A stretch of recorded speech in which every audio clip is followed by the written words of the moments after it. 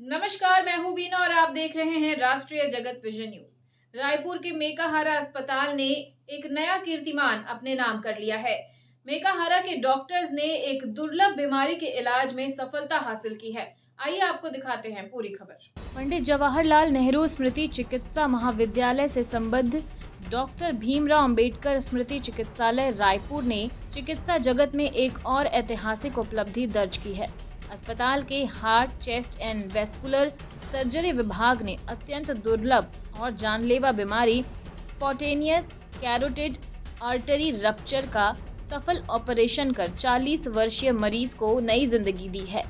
ये छत्तीसगढ़ का पहला ऐसा मामला है, जबकि अब तक विश्व मेडिकल जर्नल में इसके केवल 10 ही केस दर्ज किए गए हैं। रायपुर के निवासी 40 वर्षीय दुकानदार सुबह दांत साफ कर रहे थे, तभी अचानक उनकी गर्दन में तेज दर्द हुआ और सूजन बढ़ने लगी। कुछ ही पलों में वो बेहोश हो गए। परिजन उसे तत्काल मेकाहारा के आपातकालीन विभाग लेकर पहुंचे। सिटी एंजियोग्राफी जांच में सामने आया कि मरीज की दाईं कैरोटिड आर्टरी फट चुकी है, जिससे स्यूडो एन्यूरिज्म बन गया था। स्थिति की गंभीरता को देखते हुए मरीज को तुरंत heart, chest and vascular surgery विभाग में भर्ती किया गया। विभाग के अध्यक्ष और वरिष्ठ सर्जन डॉक्टर कृष्णकांत साहू के नेतृत्व में टीम ने अत्यंत जोखिमपूर्ण सर्जरी को अंजाम दिया। डॉक्टरों के अनुसार इस तरह की सर्जरी की सफलता दर मात्र 50 से 60% ही होती है और जरा सी चूक से लकवा या फिर ब्रेन डेड होने का खतरा रहता है। कई घंटे चले ऑपरेशन में बोवाइन पेरिकार्डियम पैच की मदद से फटी धमनी की मरम्मत की गई। सर्जरी पूरी तरह से सफल रही और मरीज को किसी प्रकार का लकवा नहीं हुआ। फिलहाल मरीज स्वस्थ है और डॉक्टर साहू ने बताया कि आमतौर पर कैरोटिड आर्टरी फटने के मामले ट्रॉमा, संक्रमण या फिर अन्य गंभीर बीमारियों से जुड़े होते हैं, लेकिन ये मरीज पूरी तरह से स्वस्थ था। अपने आप कैरोटिड आर्टरी का फटना चिकित्सा विज्ञान में बेहद दुर्लभ माना जाता है। इस ऐतिहासिक सफलता पर मेडिकल कॉलेज के डीन डॉक्टर विवेक चौधरी और मेडिकल सुपरिटेंडेंट डॉक्टर संतोष सोनकर ने सर्जरी टीम को बधाई देते हुए इसे संस्थान के लिए गौरव का क्षण बताया है। ऑपरेशन टीम में कार्डियक एनेस्थेटिस्ट डॉक्टर संकल्प दीवान, डॉक्टर बाल स्वरूप Sahu, junior doctor, nursing staff और टेक्नीशियंस की अहम भूमिका रही।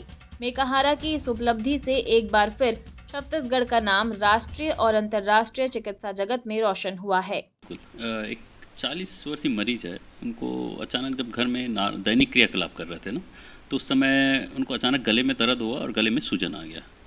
और सूजन आने के बाद हल्का सा बेहोशी की हालत में आएगा, उनका हाथ पैर अकड़ना चालू हो गया, है ना। तो कैसे भी करके उनके परिजन मेकाहारा के इमरजेंसी रूम में लाए, वहाँ पे प्राइमरी ट्रीटमेंट मिला और कुछ देर स्टेबल होने के बाद फिर एंजियोग्राफी की। एंजियोग्राफी करने के बाद पता चला कि उनकी जो गले की जो नस होती है, कैरोटिड आर्टरी बोलते हैं बेसिकली, ये यहाँ से जाती है दोनों कैरोटिड आर्टरी, जिनका मेन काम होता है कि मस्तिष्क तक ऑक्सीजन ले जाना, ब्लड ले जाना। यदि इन दोनों आर्टरीज में, धमनी में ब्लॉकेज आ जाता है तो मरीजों को लकवा हो जाता है या फिर एक तरफ पैरालिसिस हो जाता है। आप देखे होंगे कई बार जो बुजुर्ग लोग रहते हैं वो बेसिकली यही होता है, इनमें जमा हो जाता है कोलेस्ट्रॉल का, जिसको एथेरोस्क्लेरोसिस बोलते हैं, उसके कारण होता है लकवा। तो फटने के वही नस है जो फटी है इनको, और फटने के बाद फिर इमरजेंसी में हमने एंजियोग्राफी देख के ऑपरेशन प्लान किया। बट ये था कि हमारे लिए बिल्कुल नया था, हमने आज तक कभी ऐसा देखा नहीं था कि किसी की जो नसें होती है वो अचानक फट जाती है। बेसिकली जो इस टाइप के जो केस होते हैं हमने लाइफ में पहली बार देखी। जहाँ से एक्चुअली मैंने सवाई मानसिंह मेडिकल कॉलेज जयपुर से मैंने MCH किया, वो उस समय का नॉर्थ इंडिया का सबसे बड़ा मेडिकल कॉलेज था, वहाँ भी मैंने नहीं देखा आज तक। और उसके बाद फिर मैं नारायणा विद्यालय में काम किया हूँ 6 साल केरला में, नॉर्थ ईस्ट टीम साउथ में, तो वहाँ भी मैंने न देखा न सुना। और मेरे को लगभग यहाँ पे 8 साल हो गए छत्तीसगढ़ में इस डिपार्टमेंट में, न ही यहाँ पे मैंने ऐसा कोई केस देखा न सुना।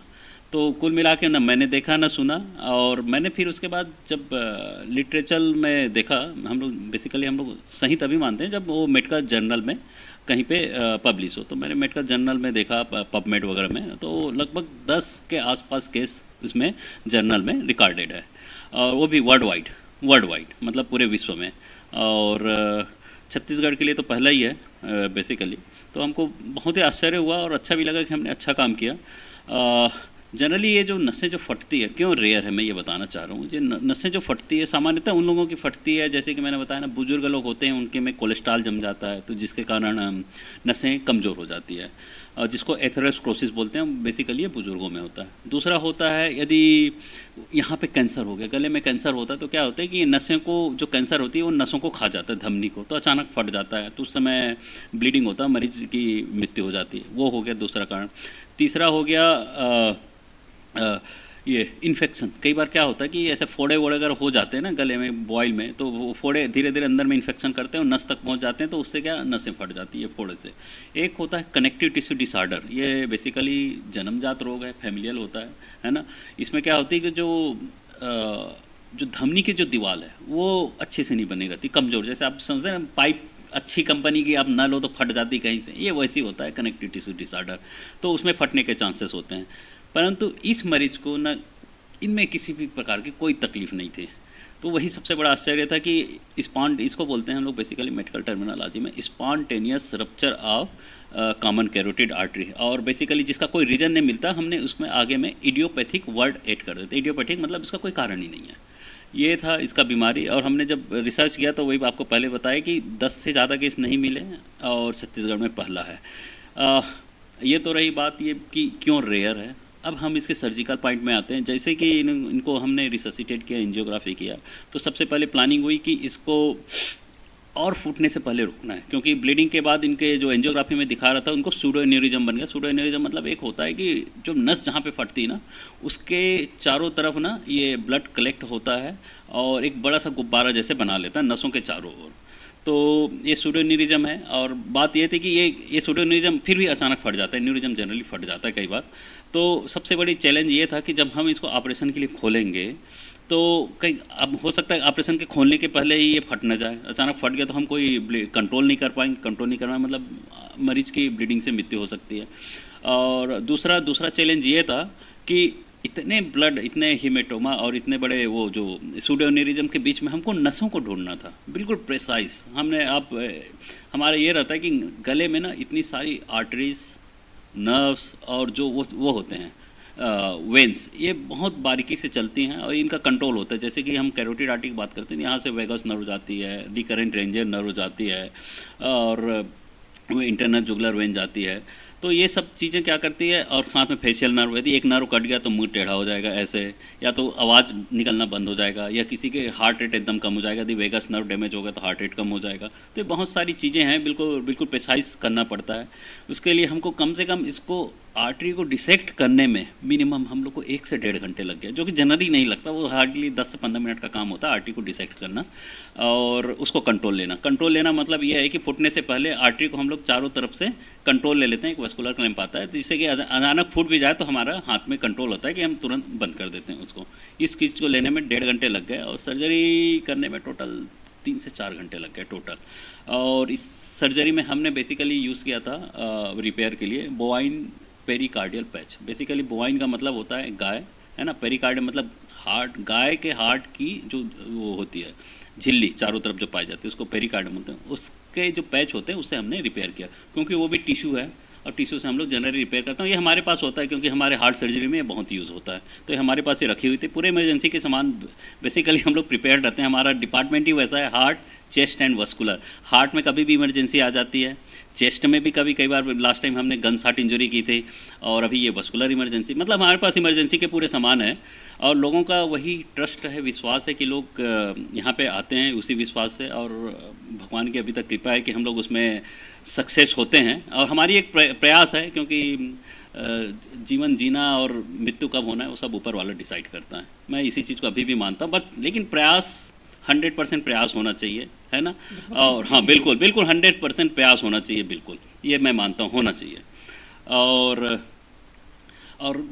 बहुत अच्छी चीज़ ये है कि आप लोग जो समाचार पत्र में जो देते हैं ना, तो ये चीज़ है कि लोगों को इससे पता चलता है कि हमारे यहाँ क्या हो रहा है। नहीं तो भाई मैं 25 बाई 25 के रूम में मैं ऑपरेशन कर रहा हूँ, किनको पता है कि हमारे यहाँ किस क्वालिटी की सर्जरी होती है।